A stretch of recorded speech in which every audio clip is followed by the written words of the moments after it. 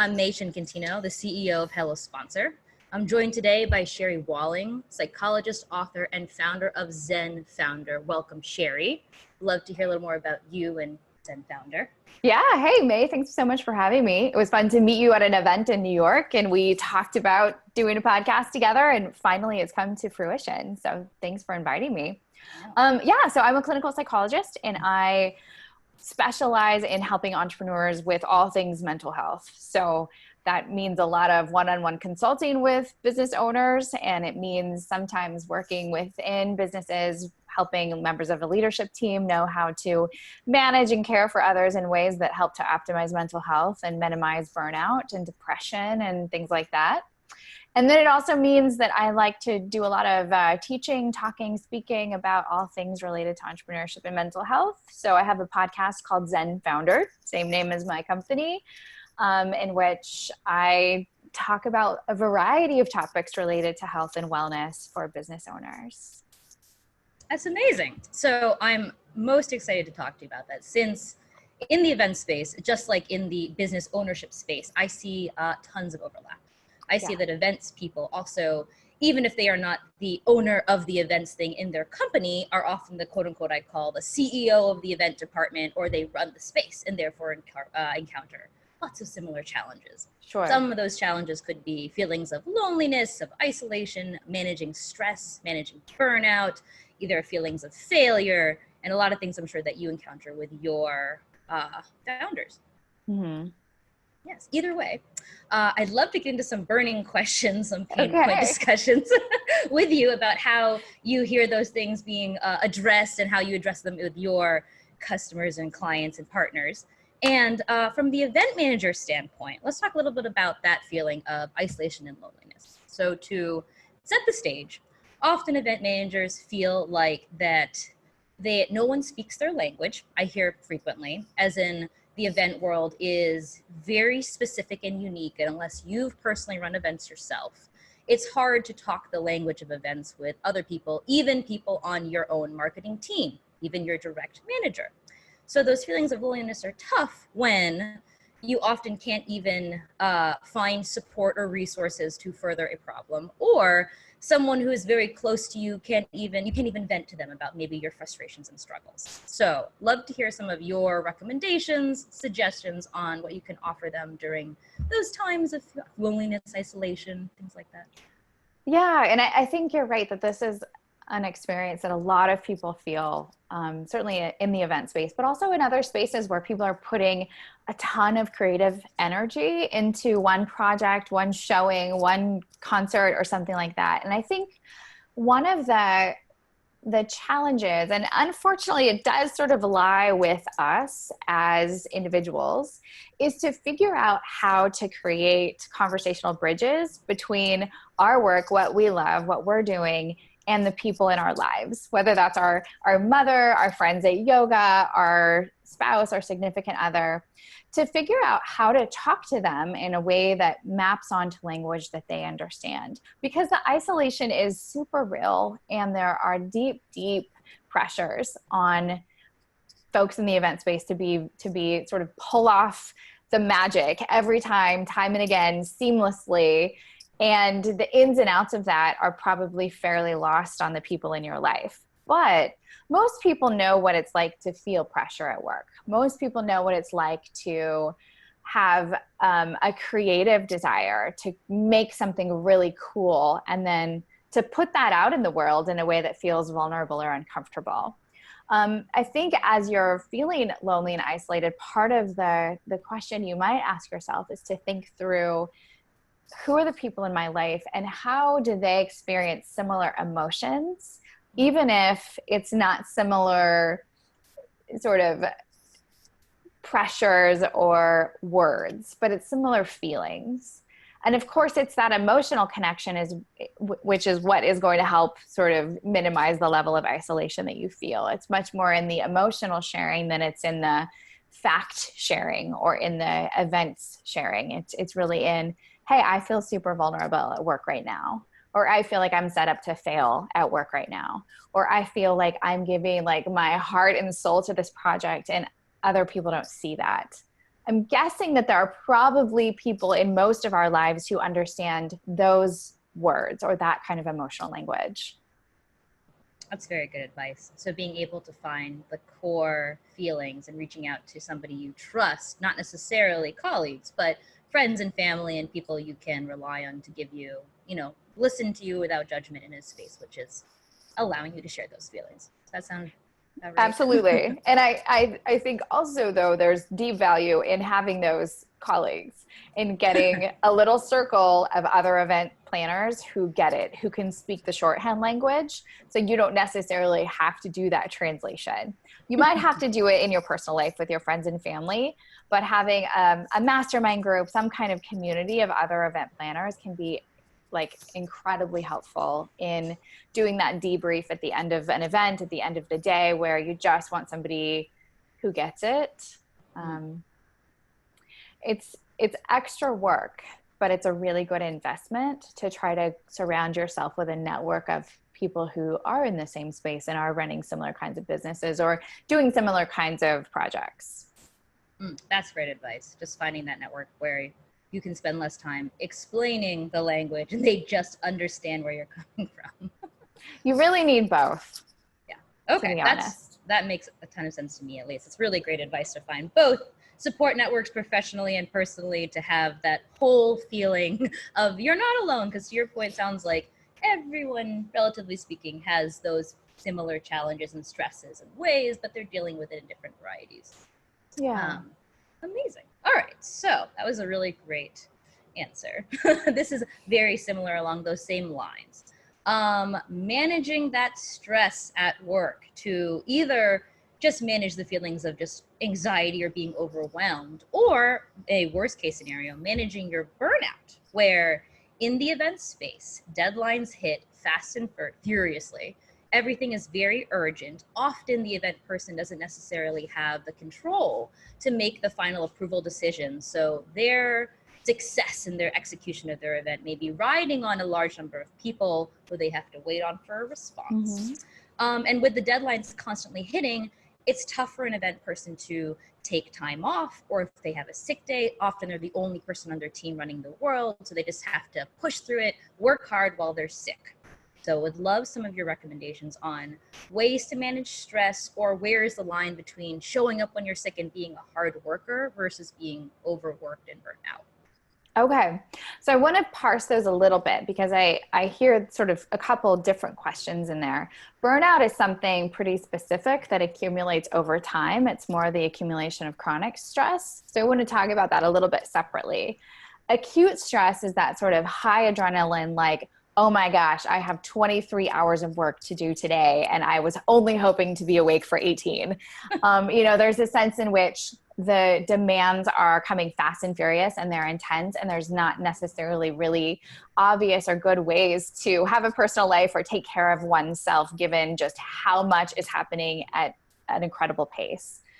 And I think, it's really challenging, but it's also super important to realize, like, hey, I am in the kind of work that runs with sprints and rests and sprints and rests and sprints and rests. So if you're going to be sprinting, right, running really, really fast, that means that you also have to give yourself rest. It means that you cannot do back-to-back events every weekend for months on end. Like, that is absolutely a recipe for your own demise and disaster. So if you're going to work super hard, fantastic, 2 thumbs up, you get a candy bar, but it also means that you are responsible to care for your own self and your own, intellectual and cognitive abilities, to give yourself rest in between those times of intensity. It also means that you owe it to your relationships to really tend to those relationships when you do have the spaces between big deadlines or big events. I also would say that most of the urgency has at least some level of perception to it. So if you are really sick, you can stay home and run some of those deadlines from the laptop in your bed. there are ways to push back against the expectations that may or may not be real, that you just have told yourself, if I'm a good event planner, if I'm really good at this, it means that I'm working 18-hour days the week of my event, and I'm showing up and I'm everywhere and I'm handshaking and I'm talking to everybody, follow up with everything. That might not be real. And that might not actually make you good at your job. You can be much more careful and selective about the kinds of activities that are really going to lead to an amazing event, and the kinds of activities that are sort of you doing it for show or for expectation. I think that's really powerful, what you just said about the feelings, the literal deadlines that are urgent, where you just have to make sure the event happens because the date is there and it's happening, versus that feeling that you always have to be on. I have to answer every email, I have to get to everything, and your own urgency that I think maybe a lot of people in general, but also event professionals who are hardworking and want to do a stellar job, instill the urgency in themselves into everything versus the true urgent deadlines. I think that's really... You get used to operating in like a 10.5 out of 10, rather than like, okay, every now and then you have to kick that volume up, you have to kick into high gear and really give it your all. But that is the exception, not the rule. Normally you want to be working at sort of a homeostasis of like a 5 or 6 on the energy level, on the stress level, on the urgency level. And you kick into high gear only in the times when you really need it. Because what happens with our bodies over time is if we force them to live in acute stress, if we force them to live at that elevated level, they habituate to it. Like our bodies get used to it. And we lose the ability to calm down. We lose the ability to rest effectively. And we really create a tremendous amount of havoc within our bodies, both in terms of our cardiovascular system, our mental health systems, and our bodies simply will not tolerate that level of effort, stress, and energy every day, all day, forever. They will start to, frankly, at the cellular level, literally eat themselves. So it's not a good picture. That's a great graphic image right there. It's a cautionary tale. And actually, that's so I've heard in that same vein right there, lots of ways that day-to-day tiny breaks to take, or maybe like larger breaks you can take. So I've heard suggestions like have a morning routine where you wake up and like feel settled in the morning before you check your email, or take stress breaks, do yoga, do meditation, like tons of options, which I think some are great and some don't really work for everyone. Do you have any favorites or ones that you felt like really resonated with yourself, for others as a way to manage that stress or kind of let those cells not eat themselves? I think everybody has their own combination. The ones that are sort of universal is that you must sleep. Like you must sleep. So if there's nothing else that you do to protect yourself and protect the longevity of your work, it's to get the sleep that you need. For most grown-ups, that's between 7 and 9 hours. That's much more sleep than a lot of us get. But that is one of the things that we can do to really protect our neurological health. The other thing, of course, is exercise. And that doesn't mean you have to be a gym rat. It means that you should probably do 30 minutes of exercise 3 times a week. That's kind of the minimum viable effort to protect against some of the bad outcomes that can happen. And then the third thing, that's sort of like kicking back to kindergarten, but it's like to eat reasonably well, like to fuel your body with healthy food. I know certainly in event spaces, there can be, there's like sort of muffins around all the time, and nothing is wrong with a good muffin every now and then. But like if you're living on muffins, like for your diet every day, like that's not going to do you any favors in terms of helping your body be able to achieve homeostasis and recalibrate and calm down and just function well. When our bodies don't function well, our brains don't function well. We don't tolerate stress well. Our mood isn't regulated. We don't reset well. We don't make good, like higher level problem solving kinds of decisions. So no matter what you do, you can do yoga fabulous. You can do Tai Chi, whatever your thing is, it doesn't really matter so long as you're sleeping, eating reasonably, and moving your body 30 minutes 3 times a week.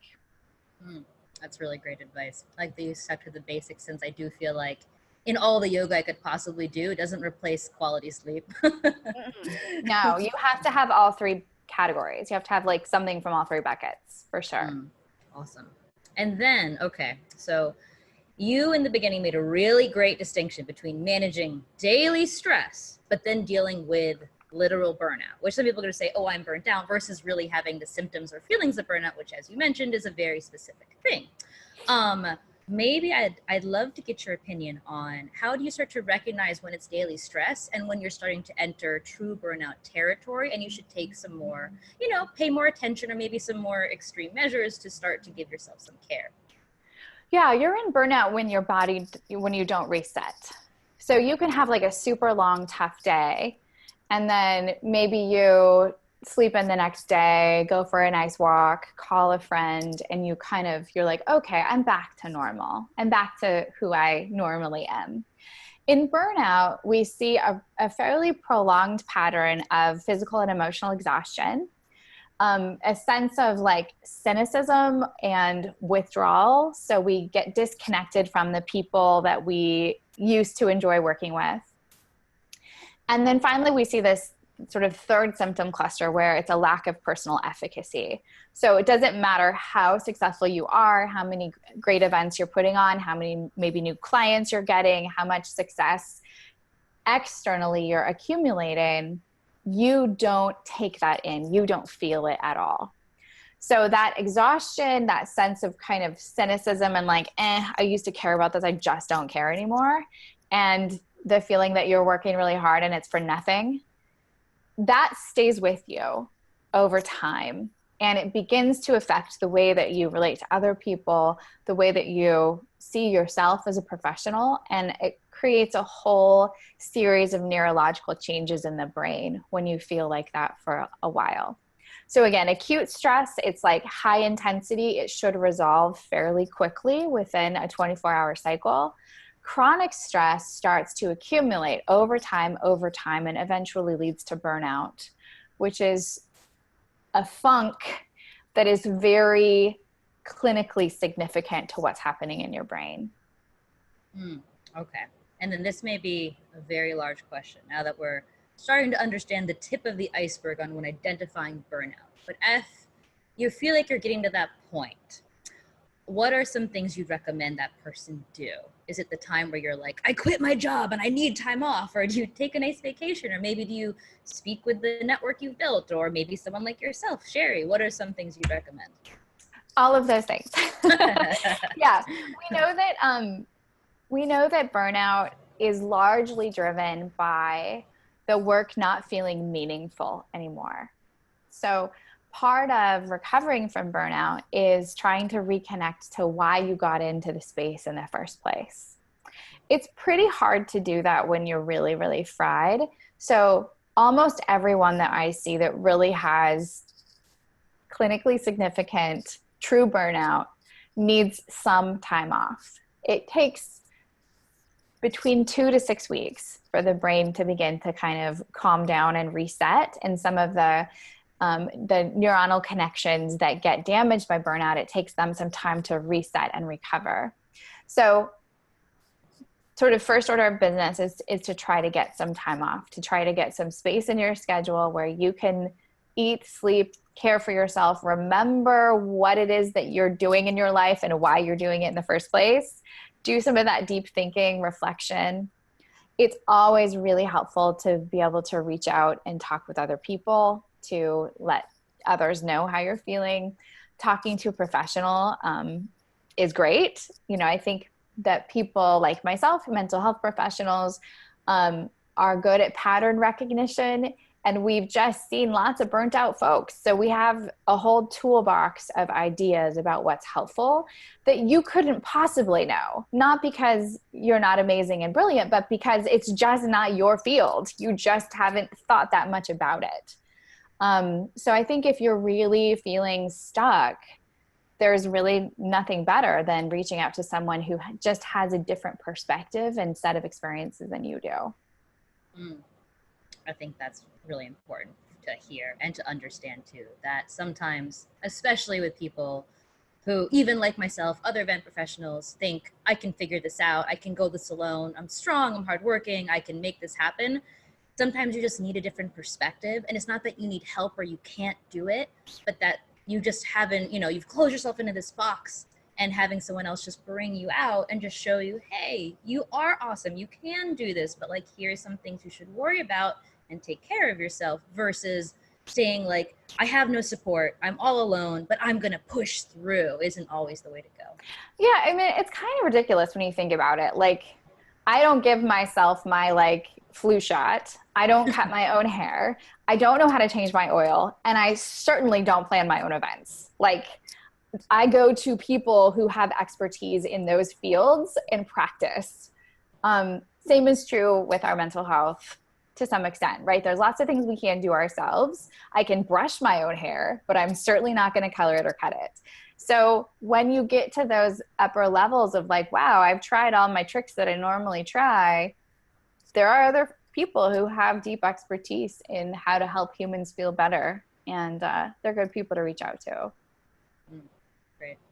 I love that. We could talk endlessly about managing stress. I actually love the topic. So. Yeah. But in that same, in managing stress is important, I feel another aspect, which is something stress inducing to an event manager, is something along feeling like failures or overcoming imposter syndrome, where you feel like because you are alone, it's all riding on you. Or if you plan an event, I've heard frequently from other event professionals in the space, I planned a 99% perfect event, but because 1% of the thing went wrong, or I forgot one thing, or somebody said they did it and it didn't show up, I'm a failure, or the event failed, or something made me feel that on this day, I'm a badass, I'm totally kick-ass, I've got it under control. Next day, I'm terrible at my job. So how do I kind of parse out those feelings of like, I've done 99% right, which to the rest of the world is stellar, but in the event world, it has to be 100% or 110%. Yeah, I have deep empathy for the pressure that event planners feel, because I feel like you're right. Like, if it's perfect, people are like, yeah, of course. And the minute that like the brownies are late, it's like, you suck. Like it just is such a like bipolar kind of experience. And I do think that invites a pretty deep level of maturity and identity within those of you who are in this space, because it's not easy to do, but you have to be able to tell yourself the truth despite the hype that's around you, right? To be able to say, hey, I gave my heart and soul to this thing. And these 15 things were beautiful and perfect and well executed, and I'm so proud of myself. And hey, these 3 topics, here's my growth area. You have to have a sense of identity that is big enough for your own growth or for your own imperfection, especially for imperfections related to things that are largely outside of your control, like weather or a caterer being late, or, and I'm guessing that's often the things that people are beating themselves up about. It tends to be the things that are outside of our control. Sure, every once in a while we might overlook something or miss something, and you get to be human too. And I think there's a story that y'all are telling yourselves about that not being true. But it is true. And in fact, there's no other story that is true except the fact that there are things that you're amazing at and that work really well. And every once in a while, there's one that doesn't work super well. And that's got to be okay. So then maybe it's cutting yourself a break sometimes. Yeah. Well, all the time. Oh, yeah, you're right. All the time. you're honoring your effort. If there's an event that you're like, yeah, I kind of half-assed it, tell the truth about that. There are going to be consequences to that. But if you gave it your all and you worked really hard and you checked off all the boxes and something went wrong, that's how it goes. And I think we tend to overestimate the amount of control that we have. And I think it's time maybe to rewrite the story that says 99% is a success. 85% might be a success. I mean, you think about heart surgeons, they have a margin of error. Certainly event planners can have a margin of error. Like nobody's going to die, hopefully, because you missed something. What you're doing is telling yourself the truth, regardless of the truth that everyone else wants to put on you. And I feel this a lot in my work as a psychologist. People want me to fix their marriages, make their depression go away, and suddenly help them to feel like absolutely blissful in every moment of their lives. That's simply not reality. It is not within the realm of possibility for me. So I have to sort of acknowledge like, oh, this is their desire. This is their projection on me as a miracle worker. And that's lovely, but it's not real. So the same for event planners. Like your boss, your colleagues, the people who are hiring you, they want you to be a miracle worker, and you're going to be 99% awesome. And that is success, period. So how did you, from the psychology perspective, where I think it is commonplace for people to show up to you and be like, Jerry, fix me. You have to fix me. And you're like, well, I'm here to help you fix you. How did you get to the place where you felt like if somebody showed up and said, fix me, and having that conversation with them of let's unpack why you're feeling this way, and then let's figure out how you can feel better about yourself. Like what were some things that either you did for yourself or maybe help someone else do that allowed that person to understand I'm awesome 99% of the time. And I'm happy with that. And I feel good about that. So when I mess up that 1%, or even if I don't mess up that 1%, it doesn't go according to plan, I can be okay with that. It's so much about your own head game, which is to say you can't convince someone else of your own value. You can show up in your value and they'll recognize it or not. So like for me, I'm really clear on what my role is and what I can control. I know that every time I sit down with someone, I am all in. I'm not distracted. I'm not drinking. I'm not on my Facebook. Like I am 100% listening with the full power of my PhD and the 10,000 hours of time that I have spent talking with people in a therapy context. So I know what I bring. I bring my mind, I bring my attention, I bring my heart, I bring my kindness, I bring all of the gifts that I have. And I am not responsible for their outcome, which I get in the event space might feel super uncomfortable, but it's still sort of true. You bring all of your experience, all of your ideas, all of your recommendations, you bring your network, you bring your attention, you bring your effort, you bring your checklists, you bring all of the things that you know how to do, and you present them in the event as best you can. And then you see what happens. And that has to be enough, but mostly you have to believe that it's enough. You have to believe that you showing up with your big basket of gifts is all that you are responsible for and all that you can offer.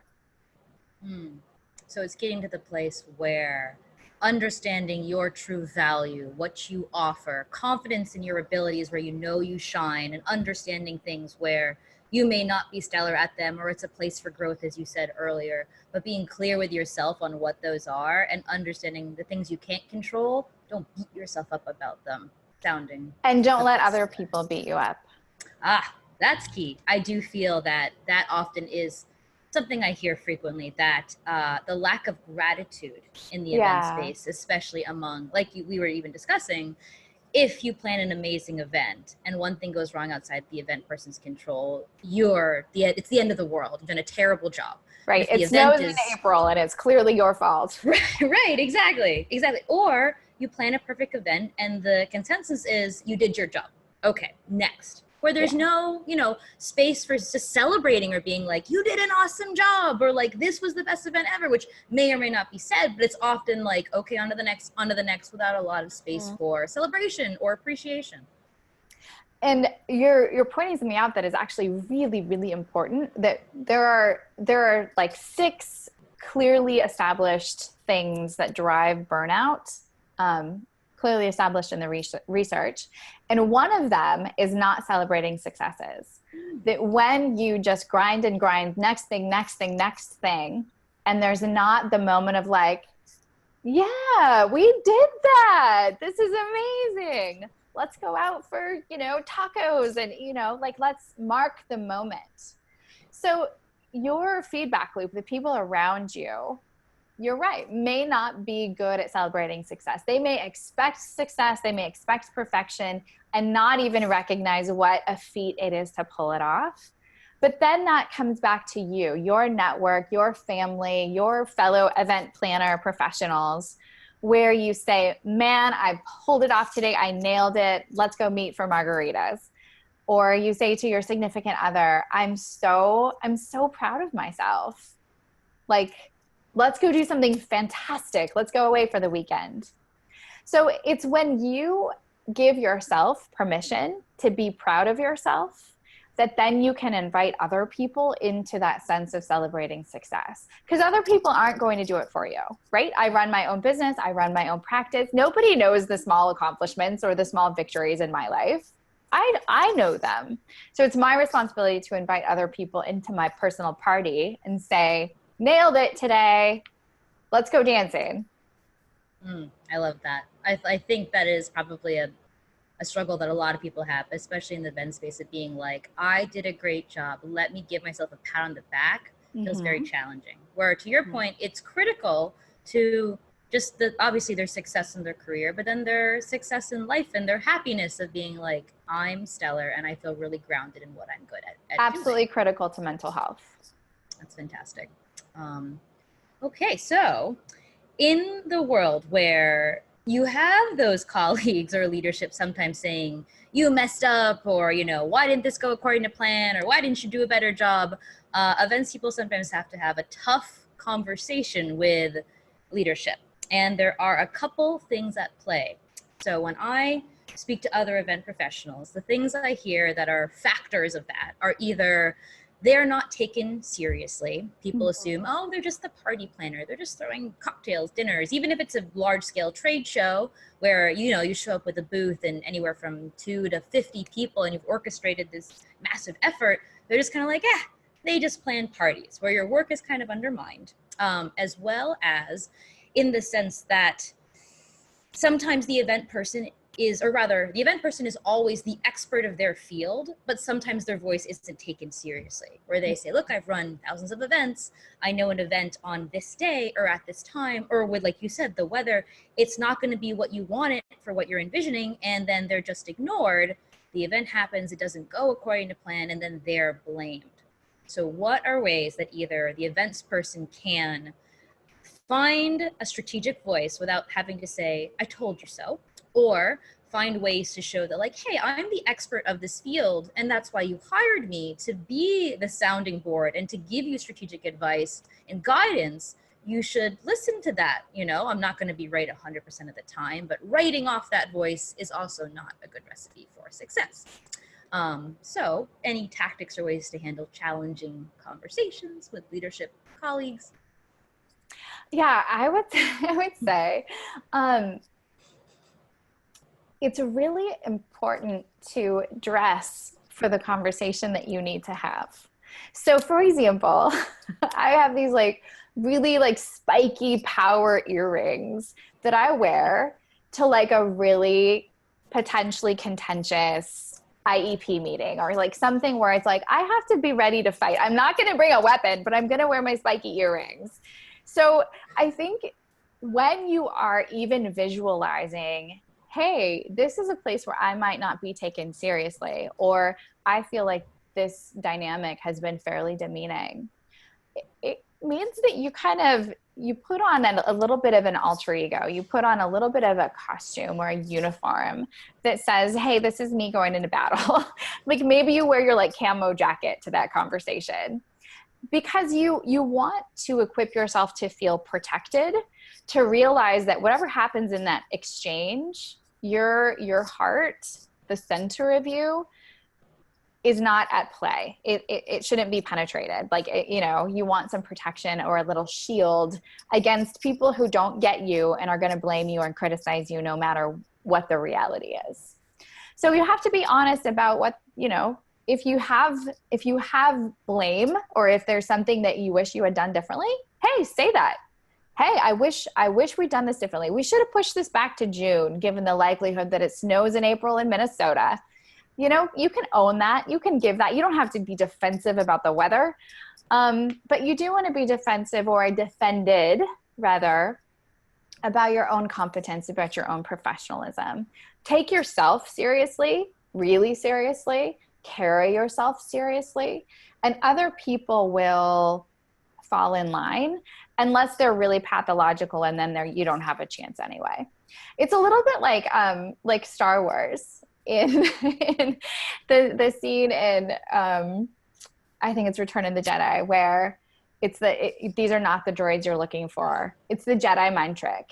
It's the I am absolutely the world's best event planner. Jedi mind trick them. Oh, I love that. I especially love your example. You cracked me up a second ago with your wear something to the meeting, because I thought yeah, you put on the outfit you feel most confident, but I don't necessarily have a power outfit. I do power accessories. It's partially because I teach Krav Maga, so a lot of my jewelry I call tactical, where I'm I could use this as a weapon if I needed to. And a lot of my friends, have commented on that. But I find that when I'm going into difficult conversations, I find comfort in putting on something that makes me feel particularly powerful, not to hurt somebody, but it makes me feel protected and strong. It's a good chunky necklace. Protect your throat. Right. Maybe it is your stiletto heels where you're these are weapons and I'm sexy, but could be something else too. Or even a pair of glasses, even if you don't need them, your sort of fashion glasses that are hey, I'm deeply intellectual, leave me alone. Right. So, we're being a little bit playful, but I think it does still come back to the story that we tell ourselves at the end of the day. It's all about the story that we tell ourselves about who we are and how we showed up. There are always going to be people who are going to find it very convenient to blame us. There are always going to be people who have trouble taking responsibility for themselves.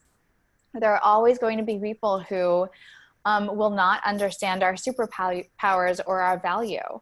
But if we know how beautiful it is when all of the pieces come together, and if we can truly take pride and confidence in that, I think this will be less of an issue. And it's easier to let the haters sort of roll off your back when you're you just don't really get it. You don't know what you're talking about.